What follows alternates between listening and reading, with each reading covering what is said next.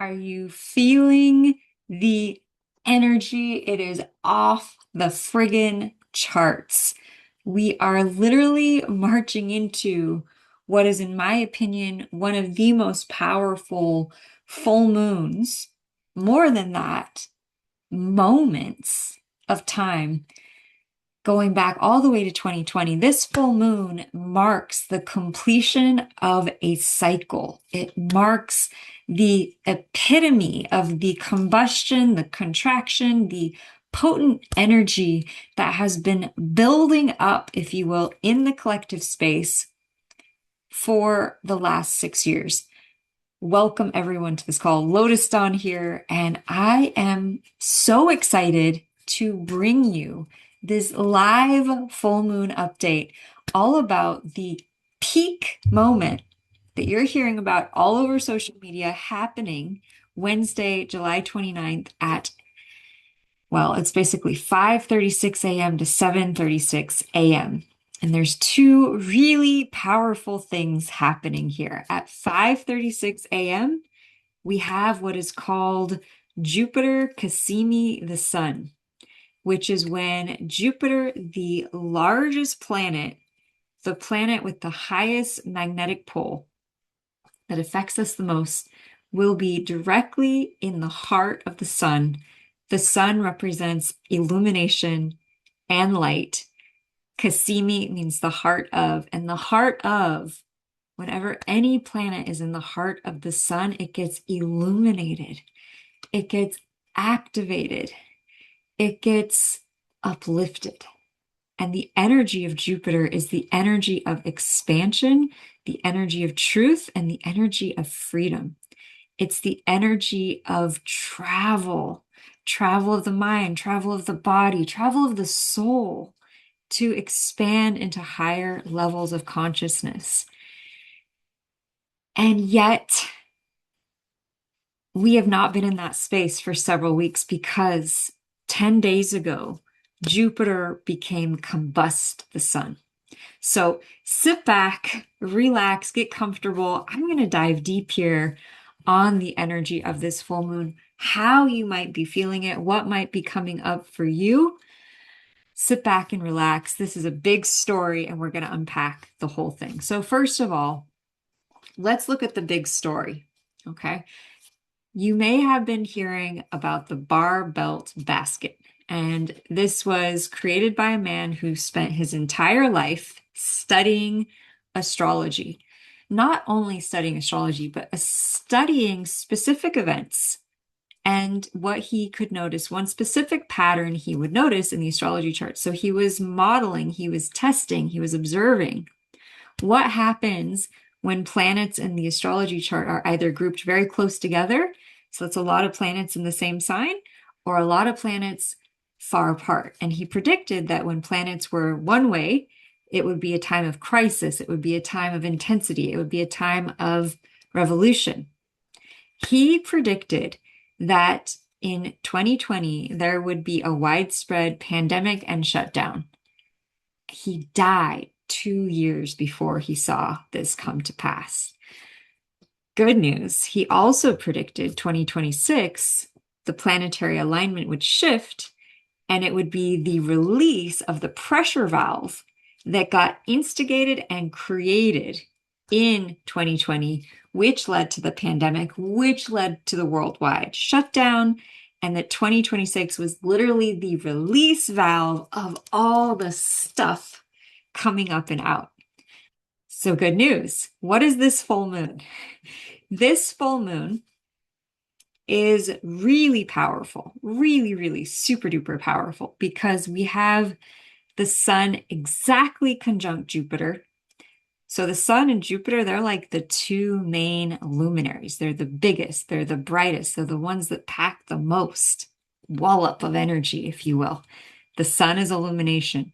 Jupiter is expansion and freedom and truth, and they're coming exactly together.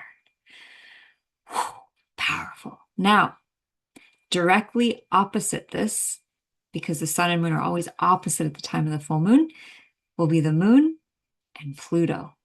So the moon, if the sun is illumination, The moon is emotion and intuition. You could call it the masculine, the feminine, the yin and the yang. Where the sun shines, the moon feels.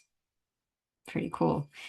And they're going to be directly opposite. Well, the sun is with Jupiter, another energy of expansion. So the two planets that like to expand and illuminate the most are coming together, exactly together, joining forces. And then the two planets, the moon, which is emotion and intuition, it's depth, right? You can think of the moon as having more of a watery, internal, turn within, look within vibration, is going to be exactly with Pluto. Pluto is what I would call one of the most challenging planets in the constellational wheel, in the planetary bodies, because Pluto, it's interesting. Jupiter is the biggest planet, and Pluto is the teeny tiniest, smallest planet. And they're going to be directly opposite. So we're going to have the sun and Jupiter together, 5:36 a.m. exact. And then it's 7:36 a.m. Pacific Standard Time on Wednesday, July 29th. The moon and Pluto will be exactly together. So two dynamic poles activating like a battery of energy. Okay.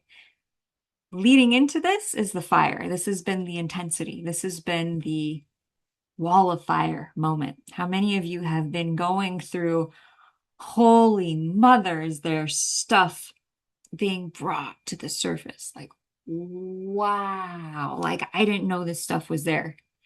That's because Pluto has been opposite the sun and Jupiter for quite a minute here. And this will make sense in a moment when I explain Pluto. So what is Pluto? The bad boy of the planetary bodies. Pluto is the planet of intensity, right? So you can think of Pluto as this deep, dark, mysterious part of ourself, right? The primal nature, pure power. That also is maybe the part of us that we keep secret, we keep hidden, we suppress or deny. Pluto is the raw, rugged power of our root.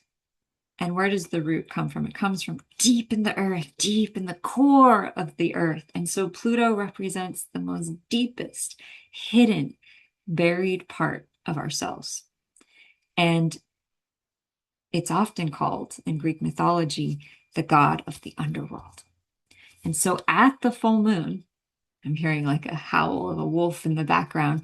At this beautiful, powerful, potent full moon, the buck full moon, happening at the peak of summer here in the Northern Hemisphere, we have two very powerful groupings of planets tapping into each other, activating each other, amplifying each other, bringing to light that which the other represents. The sun and Jupiter, expansion and illumination. Pluto, depth, intensity, and the moon, emotion and intuition. Facing off, completely opposite each other. So there's a circle in astrology, the 360-degree constellation wheel of all the signs, and the planets move across this wheel, right? And at the full moon time, the sun and moon are always opposite each other. And to know more about the energy of that full moon, we look at the planets that are right next to it. So we have the sun with Jupiter, and we have the moon with Pluto. Now to dive deeper, we look at the signs. So we have the sun and Jupiter in Cancer, the sign of the home and of the family, the DNA, the emotion, the intuition, the felt sense. Bringing light home, bringing light to shine on our family, on our DNA, right? We both have a ladder of energy going on the mom side, mom and dad going all the way back, right? We all have this, and they have found that when something happens to someone 7 generations back, let's say for instance one day you had an ancestor standing there and a carriage drives by and almost hits them and they felt fear, that fear got logged into your ancestor and then passed down through the genetic wheel. So we think about history and we think about all the things our ancestors went through, this full moon is directly activating our genetic inheritances. Where are we from, right? My partner is Italian, and tonight we went out for Italian food. And I could feel his DNA light up. I could feel his sense of connection to something. It was really quite miraculous, right? I'm German. When I eat a Polish sausage, I get very like a sense of like, wow. Right? Okay, so German sausage, I think you get what I'm saying. Anyways, the point is that this full moon is activating the light of the sun, Jupiter expansion around home and family, directly opposite Pluto. Pluto is the planet of depth and hidden secrets. Where the sun and Jupiter are in Cancer, Pluto and the moon are in Capricorn. That's a really interesting dynamic.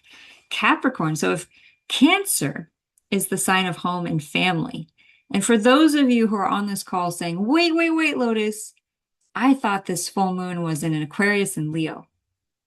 Mainstream astrology, the kind that's telling you this, is not based on the actual stars. So I want to encourage you, don't just listen to me. Go onto Stellarium, go onto Star Walk 2, look up at the sky, 7:36 a.m., and tell me, shoot me a comment, what constellation is the sun in at the time of the full moon?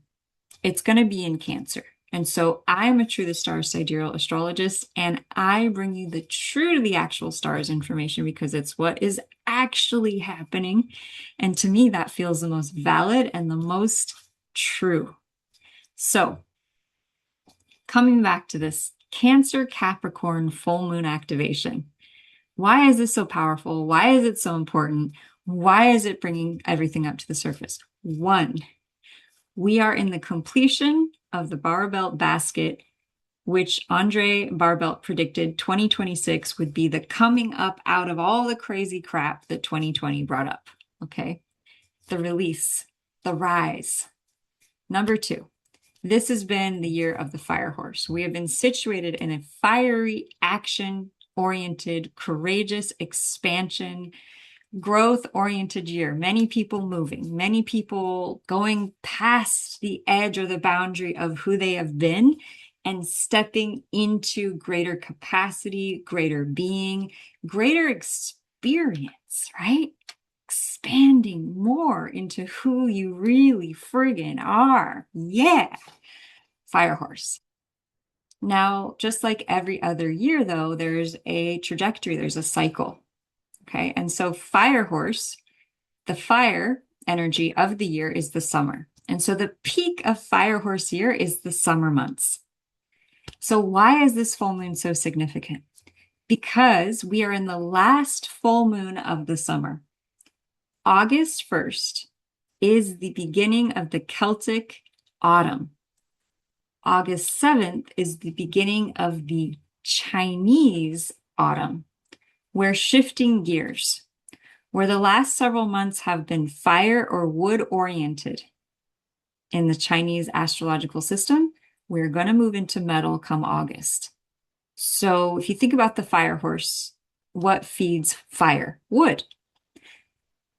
Pardon me. And so from about May until August has been a very much feed the fire of growth, feed the fire of expansion, feed the fire of going beyond, a rising, right? And so as we enter into the autumn, things are going to shift because now the fire works on metal. It refines metal. It is work for the fire. So it takes more energy. It takes more time. It takes more concentration.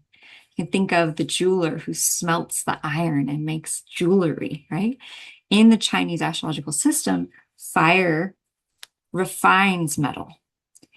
Yet it takes energy. It takes time. And so we're shifting into a different season.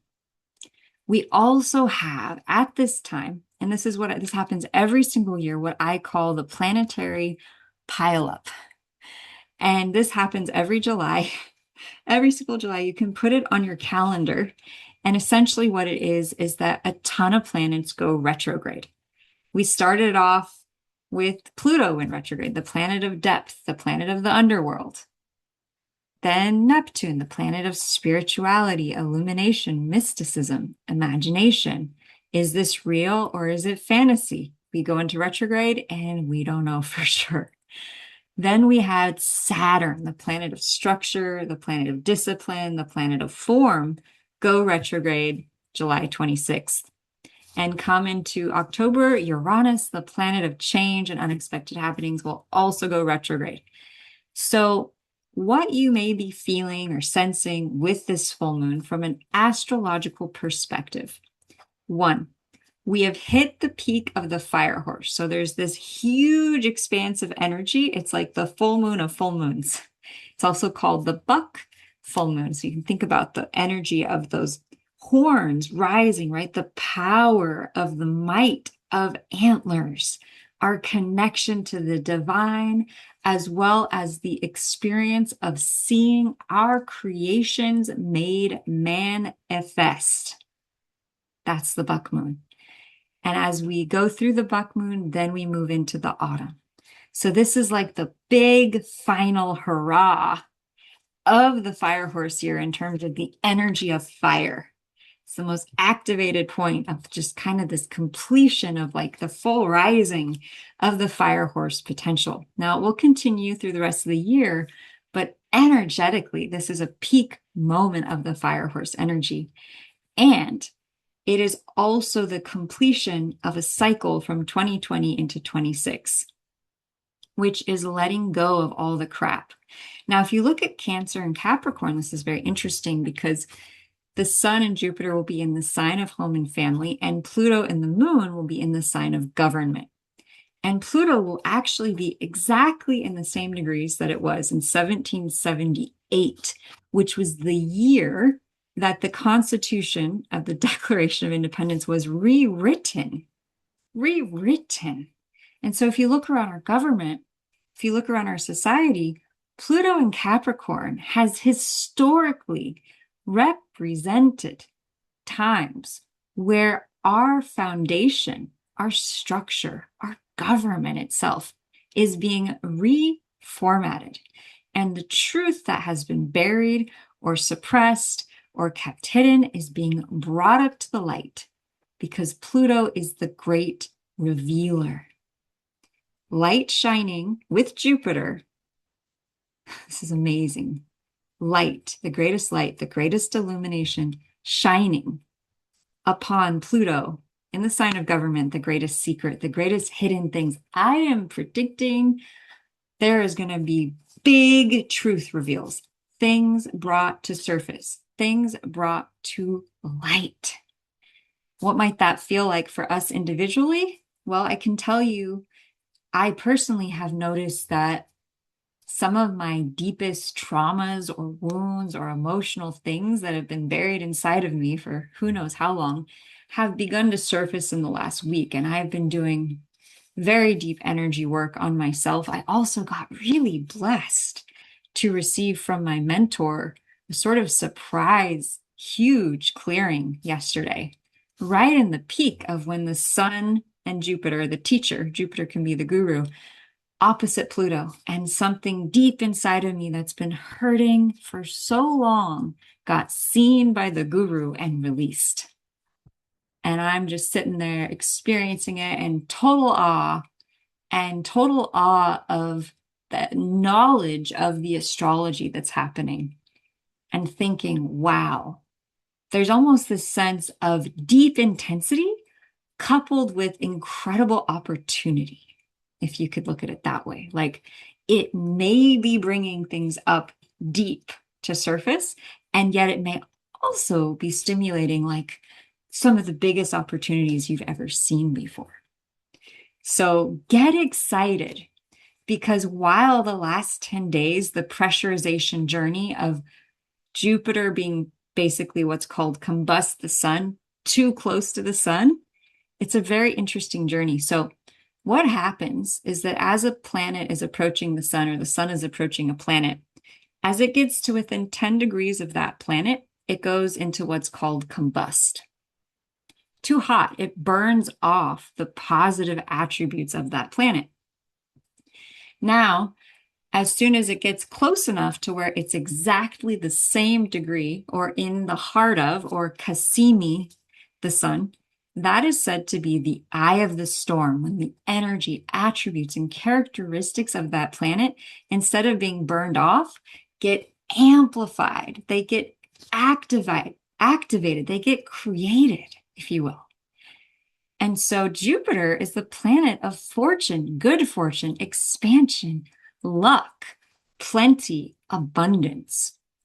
And so, as intense as this time is, as much as it is triggering things up to the surface to clear, it is simultaneously a very lucrative, financially, potentially abundant time, especially because Mars is still within 10 degrees of Rigel, the billionaire star, and will be there for the next roughly, let me tune into this, 10 days. So, what should I do with this full moon? How should I handle this?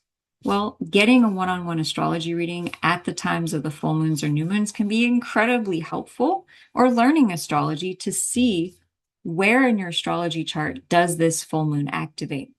Because based on the time that you were born, you have an astrology chart, a wheel of 12 houses. And depending on the time you were born, it's going to be activating one sector, I should say 2 sectors of your astrology wheel.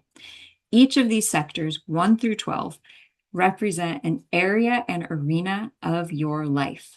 The first house is your identity. The second house, your money. The third house, your house of communication and social media. So when you know where these big, powerful astrological moments are landing, then you can better prepare. If you're an investor, then you can be like, what do I want to invest in?